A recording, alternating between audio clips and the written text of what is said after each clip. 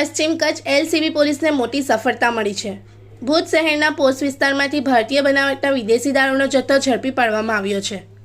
મળતી માહિતી મુજબ ભુજના જ્યુબલી સર્કલ પાસે આવેલા આઈઆઈ એપાર્ટમેન્ટમાં રહેતી નેહાબેન અક્ષયભાઈ લાખાણી દ્વારા રાજ્ય બહારથી ભારતીય બનાવટનો વિદેશી દારૂ મંગાવી વેચાણ કરવામાં આવતું હોવાની બાતમી પોલીસને મળી હતી। આ બાતમીના આધારે પશ્ચિમ કચ્છ એલસીબીની ટીમે સ્થળ પર દરોડો પાડ્યો હતો।